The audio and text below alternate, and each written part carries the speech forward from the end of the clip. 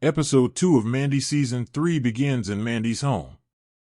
Her viewing of Holmes Under the Hammer is interrupted when a bailiff arrives at her door. He asks her if she is Mandy Carter, and she says no. She tells him she is Candy Martyr, who is no relation.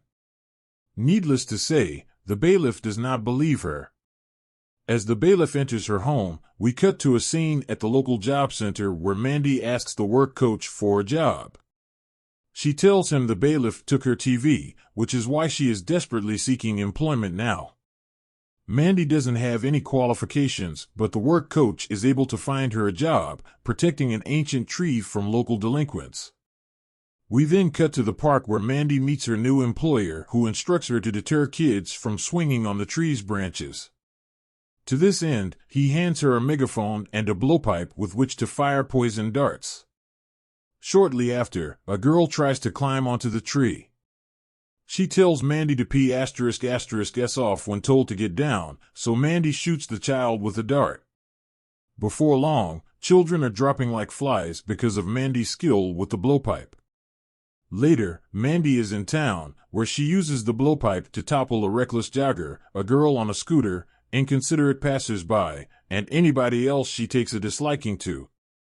At the job center, the work coach tells Mandy that 23 people are in hospital because of her. She has lost her job, but her fortunes change when she is in a local pub. Two men mistakenly think she is some kind of assassin after hearing her talking about the job she lost. She is offered £5,000 to kill a bad man. Mandy could do with the money, so she accepts the job. Her first port of call is a printing shop to get a card that she can leave at the site of her hits. She suggests the name Graham Horton as a pseudonym, but the shop worker thinks it sounds too much like Graham Norton, so not a very threatening name.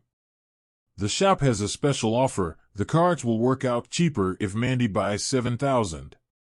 She agrees, even though she initially only wanted 15. We cut to a charity shop where Mandy inquires if they have any guns. They don't, but they do have a large sword, which Mandy buys. That night, Mandy tracks down her target.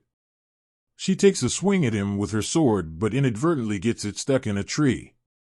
When the man helps her retrieve it, he admires the sword, causing Mandy to give it to him. We then cut to his house where we see he has lots of other swords.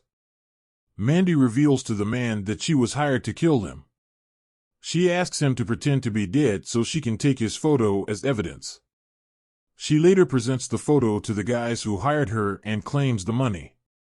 The episode ends with Mandy's dead target hiring somebody to kill the people who hired her. Who is it? TV host Graham Norton, who has bought the Graham Horton business cards from Mandy. He leaves one at the scene of his crime. The episode review. Putting Mandy in charge of a blowpipe was not a good idea, but it was fun, and kind of cathartic, to see her use it to take down any irritating person that crossed her path. Watching her, you might feel slightly envious, especially if you have had daydreams about toppling the people who get in your way. Of course, no job center would promote jobs that involve poison darts, but as this is a series that isn't to be taken seriously, we can buy into the episode's warped logic.